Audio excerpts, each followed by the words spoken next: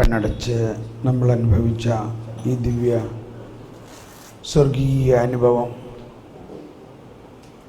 നമ്മൾ വളരെ ബുദ്ധിയോടും ബോധ്യത്തോടും കൂടിയാണെന്ന് എന്നത്തേക്കാളും ഉപരിയായി ഇന്ന് വിശുദ്ധ കുമ്പസാരത്തിലൂടെ കൃപ നിറഞ്ഞ് വിശദീകരിക്കപ്പെട്ടതിന് ശേഷം വീണ്ടും നമ്മൾ വലിയ രഹസ്യങ്ങളിലേക്ക് പ്രവേശിച്ചു. ഒരുപക്ഷേ ഇന്ന് നമ്മൾ ഈ വിശുദ്ധ കുർബാനയിൽ ഓരോ വാക്കുകളും കേട്ടപ്പോൾ അത് പല പ്രാവശ്യം കേട്ടിട്ടുള്ളതാണെങ്കിലും ഇന്നത് കുറേയും കൂടി അർത്ഥവത്തായിട്ട് തോന്നിയോ ഇല്ലയോ? അതാണ് അവിടുന്ന് നമ്മൾക്ക് പാപപരിഹാരകനുമാണ്. നമ്മുടെ ജീവിതത്തെ സ്വർഗീയമായ എല്ലാ അനുഗ്രഹങ്ങളും തന്നുകൊണ്ട് നമ്മളൊന്നുകൊണ്ട് ഭയപ്പെടേണ്ടതില്ല. നമ്മൾ ദൈവമക്കളാണ്. ദൈവം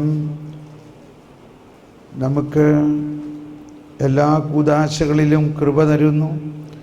എന്നാൽ വിശുദ്ധ കുർബാനയിൽ കൃപയുടെ ദാതാവിനെ തന്നെ നമുക്ക് ലഭിക്കുന്നു. കൃപയുടെ ദാതാവായ ദൈവം നമ്മളിലേക്ക് ഇറങ്ങി വന്നു. ആദത്തിൻ പിഴ കാരണമായി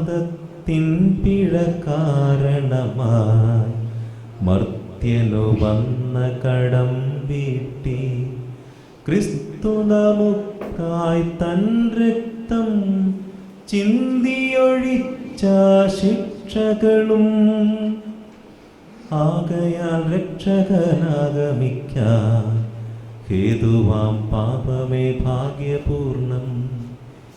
ഈരാവിൻ ശുദ്ധി അധർമ്മമെല്ലാം നേരായി തന്നെ തുരത്തിയിടുന്നു. കർത്താവിന് നന്ദി അർപ്പിക്കാം. ഒരിക്കൽ കൂടി ഹൃദയത്തിൽ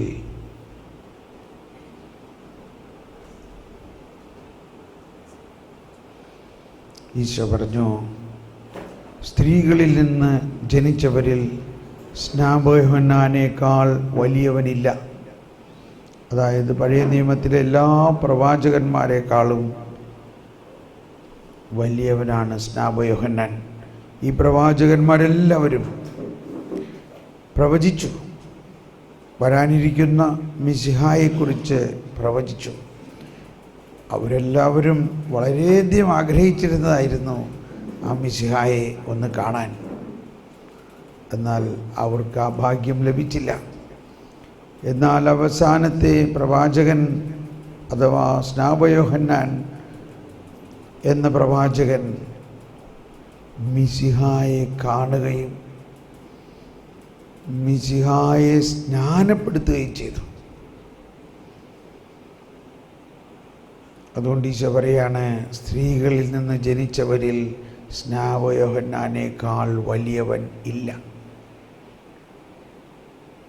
എന്നാൽ സത്യം സത്യമായി ഞാൻ നിങ്ങളോട് പറയുന്നു. ഈശോ പറഞ്ഞത് എന്താ അതിനുശേഷം? സ്വർഗരാജ്യത്തിലെ ഏറ്റവും ചെറിയവൻ അവനേക്കാൾ വലിയവനായിരിക്കും.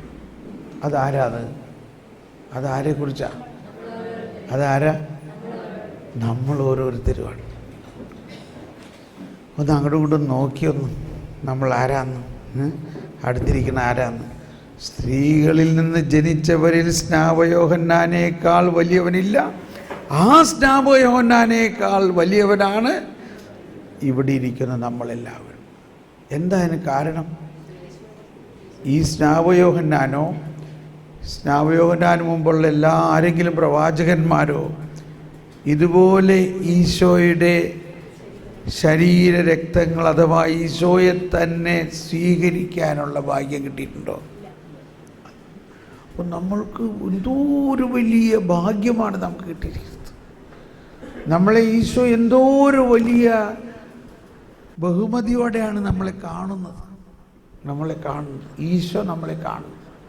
നമ്മൾ ദൈവ മക്കളാണ് എന്ന് മാത്രമല്ല, നമ്മൾ പുത്രനോടൊപ്പം പിതാവിൻ്റെ സകല സമ്പത്തിൻ്റെയും കൂട്ടവകാശികളാണ്.